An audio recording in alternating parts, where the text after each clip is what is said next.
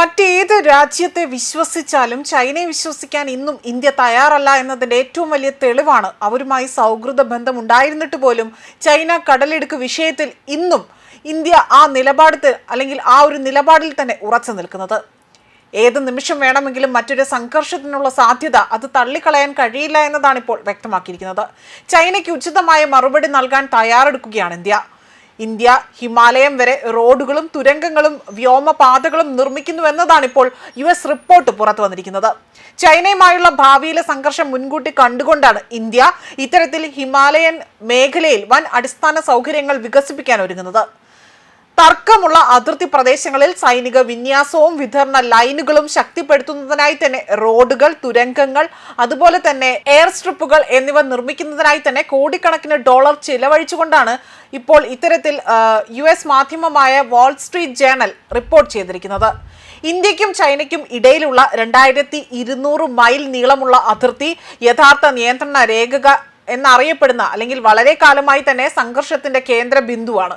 2020 കിഴക്കൻ ലഡാക്കിലെ ഗാൽവാൻ താഴ്വരയിൽ ഉണ്ടായ അക്രമാസക്തമായ ഏറ്റുമുട്ടൽ ഇരു രാജ്യങ്ങളും തമ്മിലുള്ള സൈനിക തയ്യാറെടുപ്പിന്റെ യഥാർത്ഥ അവസ്ഥ തുറന്നു കാട്ടുന്നതായിരുന്നു.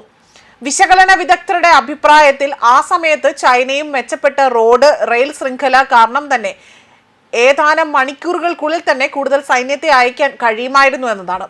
എന്നാൽ ബുദ്ധിമുട്ടുള്ളതും പരിമിതവുമായ റോഡുകൾ കാരണം ഇങ്ങോട്ടേക്ക് സൈനികരെ എത്തിക്കാൻ ഇന്ത്യക്ക് ഒരാഴ്ച വരെ സമയമെടുക്കുകയാണ് ഉണ്ടായത്. 2020 സംഭവം ഇന്ത്യയുടെ ചിന്താഗതിയിൽ ഒരു പ്രധാന മാറ്റത്തിന് കാരണമായതായും ഇവിടെ വ്യക്തമാക്കുകയാണ് ചെയ്തിരിക്കുന്നത്.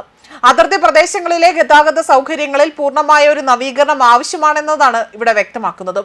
ഈ സാഹചര്യത്തിൽ ഉയർന്ന പ്രദേശങ്ങളിലെ സൈനിക പോസ്റ്റുകളുമായും പ്രാദേശിക വാസസ്ഥലങ്ങളുമായും ബന്ധിപ്പിക്കുന്നതിന് ഇന്ത്യ നിരവധി പദ്ധതികൾ ഇതിനോടകം തന്നെ ആരംഭിച്ചിട്ടുണ്ട്. പാങ്കോങ് സ്ലോ തടാക മേഖലയിലും പ്രവർത്തനങ്ങൾ വ്യാപകമാണ്. ഇന്ത്യയുടെ ലഡാക്കിലും ചൈനയുടെ ടിബറ്റ് സ്വയംഭരണ പ്രദേശവും അത് വികസിപ്പിച്ചു കിടക്കുന്ന ഈ ഒരു തടാകമാകട്ടെ വളരെ കാലമായി തന്നെ ഒരു തർക്ക വിഷയമായി തന്നെ തുടരുന്നവയാണ്. 2020 മുതൽ തന്നെ ഇരു രാജ്യങ്ങളും അവിടെ റോഡുകളും അടിസ്ഥാന സൗകര്യങ്ങളും വേഗത്തിൽ തന്നെ വികസിപ്പിച്ചിട്ടുണ്ട്. തടാകത്തിന്റെ വടക്കൻ തെക്കൻ തീരങ്ങളെ ബന്ധിപ്പിക്കുന്ന ഒരു പാലം ചൈന അടുത്തിടെ തന്നെ പൂർത്തിയാക്കി സൈനിക നീക്കത്തിന് സൗകര്യമൊരുക്കുകയും ചെയ്തിരുന്നു. എന്നാൽ ഇതിനെല്ലാം ഒടുവിലാണിപ്പോൾ ഇന്ത്യ ഇത്തരം ഒരു വമ്പൻ നീക്കം മുന്നോട്ട് വെച്ചുകൊണ്ട് രംഗത്ത് വന്നിരിക്കുന്നതും. ന്യൂസ് ഡെസ്ക് കർമ്മ ന്യൂസ്.